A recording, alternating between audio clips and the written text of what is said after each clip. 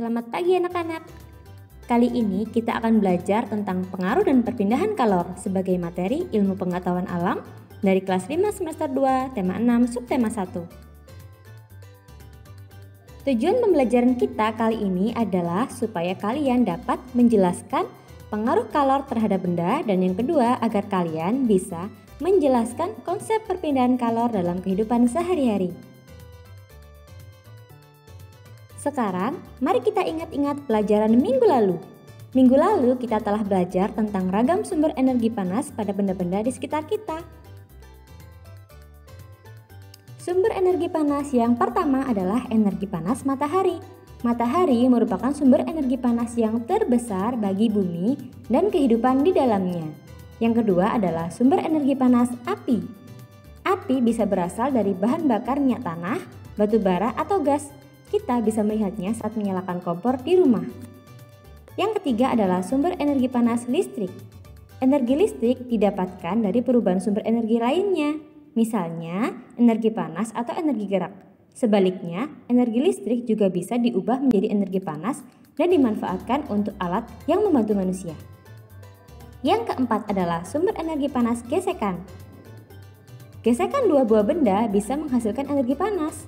Misalnya, jika kita menggosok kedua telapak tangan kita dengan cepat, maka lama-kelamaan kita akan merasakan rasa hangat yang muncul. Dan yang kelima adalah sumber energi panas bumi. Panas bumi merupakan energi yang bersumber dari panas yang terkandung di dalam perut bumi, atau kita sebut dengan istilah aktivitas tektonik. Panas bumi juga berasal dari panas matahari yang diserap oleh permukaan bumi. Sekarang, kita akan belajar tentang pengaruh kalor terhadap benda. Panas dapat mempengaruhi perubahan suhu benda. Jika kalor diberikan pada benda, maka suhu benda tersebut akan naik. Jika kalor keluar dari benda atau dilepas ke lingkungan, maka suhu benda akan turun. Kalor juga mempengaruhi wujud benda. Ingat, benda memiliki 3 wujud, yaitu padat, cair, dan gas. Perhatikan skema perubahan wujud benda karena pengaruh kalor berikut ini. Seperti yang Bu Nya jelaskan sebelumnya, benda memiliki 3 wujud, yaitu padat, cair, dan gas. Perhatikan ya. Perubahan wujud benda yang pertama yaitu dari benda cair menjadi padat, disebut dengan istilah membeku. Membeku, contohnya air yang disimpan di freezer, lilin cair yang mengeras, dan larutan agar-agar yang mengeras. Kemudian perubahan wujud benda yang kedua yaitu dari benda padat menjadi cair, disebut dengan istilah mencair. Contohnya lilin yang dipanaskan, es krim yang didiamkan di ruang terbuka, dan mentega yang dipanaskan. Berikutnya adalah menguap. Menguap merupakan perubahan wujud benda dari cair menjadi gas. Contohnya air yang direbus dan dibiarkan lama-kelamaan akan habis. Kemudian parfum yang disemprot ke ruangan, dan air yang menguap ketika dijemur di bawah sinar matahari.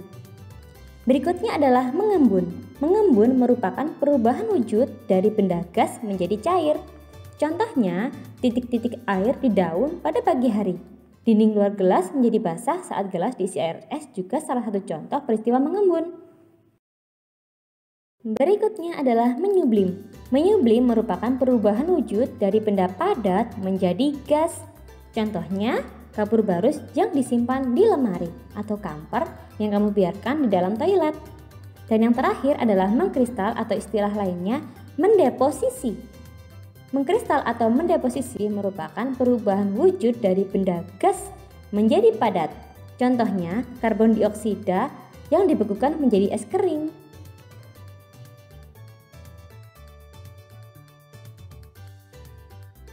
Apa kamu mengenal benda ini? Ya, benda ini namanya termometer. Benda ini biasanya digunakan oleh kedua orang tuamu untuk mengukur suhu saat salah satu anggota keluarganya mengalami demam. Kita sudah mengetahui bahwa suhu dapat diukur menggunakan termometer. Kalau termometer yang satu ini namanya termometer ruang. Termometer ruang memiliki 2 jenis skala, yaitu skala Celcius dan Fahrenheit. Termometer menggunakan prinsip berdasarkan pengaruh suhu terhadap perubahan volume zat. Volume zat cair memuai jika dipanaskan dan menyusut jika didinginkan. ada 4 satuan termometer yang biasa digunakan, yaitu Celsius dengan suhu kisaran 0 sampai 100 derajat, kemudian Reaumur dengan suhu kisaran 0 sampai 80 derajat, Fahrenheit dengan suhu kisaran antara 32 sampai 212 derajat, dan yang terakhir adalah Kelvin dengan suhu kisaran 273 sampai 373 derajat. Perpindahan kalor dalam kehidupan sehari-hari. Kalor yang dimanfaatkan dapat mempengaruhi wujud benda. Kalor dapat menyebabkan pemuaian atau penyusutan suatu benda. Pemuaian adalah perubahan benda oleh kalor yang mengakibatkan pertambahan ukuran dan volume benda. Umumnya, benda akan memuai ketika dipanaskan dan menyusut kembali ketika didinginkan. Sebaliknya, ada benda yang menyusut jika didinginkan dengan suhu tertentu.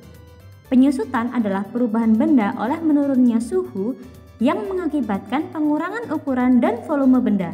Berikut ini adalah contoh pemuaian dan penyusutan benda. Yang pertama adalah pemasangan rel kereta yang bercelah dapat mencegah rel melengkung saat terjadi pemuaian. Bisakah kamu perhatikan di manakah letak celah yang ada dalam rel? Kemudian, selanjutnya adalah ban sepeda yang terlalu lama diletakkan di atas lantai dapat menyebabkan udara di dalam ban menyusut sehingga bannya menjadi kempes.